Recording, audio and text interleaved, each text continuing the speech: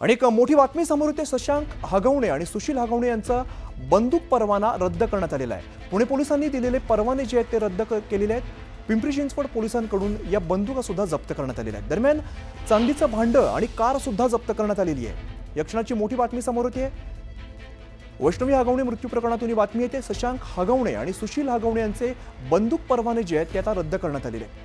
पुणे पोलिसांनी दिलेले हे परवाने होते आणि आता रद्द करण्यात आलेले आहेत। पिंपरी चिंचवड पोलिसांकडून बंदुका देखील जप्त करण्यात आलेल्या आहेत आणि चांदीचे जे भांडी आहेत ती सुद्धा आणि कार सुद्धा जप्त केलेली आहेत। आमचे प्रतिनिधी गोविंद सध्या आपल्या सोबत आहेत। गोविंद, खरं तर मोठी घडामोड म्हणावी लागेल, बंदूक परवाने रद्द करण्यात आलेले आहेत। हॅलो हा गोविंद, खरं तर मोठी घडामोडी म्हणावी लागेल, बंदूक परवाने रद्द केलेत आणि बंदुकी सुद्धा जप्त केलेल्या आहेत। अर्थातच या घडीची सगळ्यात मोठी बातमी म्हणावी लागेल की दोन्ही जे आरोपी आहेत त्यांच्याकडे दोन पिस्टल होत्या।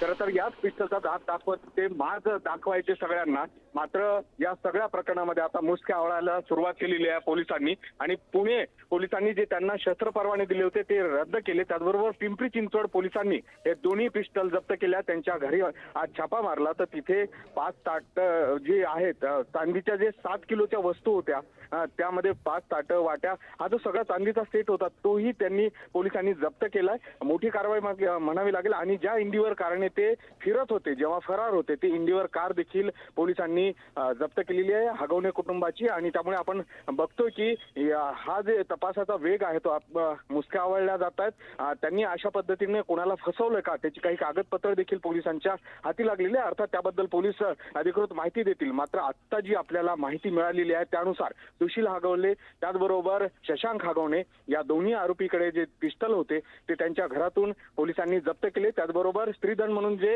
हुंड्यामध्ये 7 किलो वजनाचे भांड्याचा सेट दिला होता तो देखील पोलिसांनी जप्त केलाय। काल थार जी गाडी होती थार नावाची ती जप्त केली होती आणि त्याच्यानंतर आज दुसरी कार जी हगवणे कुटुंबियाकडे होती इंडिवर कार ती देखील आता जप्त करण्यात आल्याची माहिती आपल्याला मिळते आहे। अर्थातच हे सगळे वस्तू जे आहेत याचा उल्लेख तक्रारीमध्ये होता। हुंडा म्हणून दिल्या गेलेल्या या वस्तू ज्या होत्या आधी फॉर्च्युनर जी गाडी होती ती जप्त केली, त्यानंतर थार जप्त केली, आज इंडिवर कार जप्त केली आणि चांदीचे भांडे जप्त केले आणि सगळ्यात महत्त्वाचं ज्या 2 पिस्टल होत्या त्यांचे परवाने पुणे पोलिसांनी रद्द केले पोलीस आयुक्तांनी।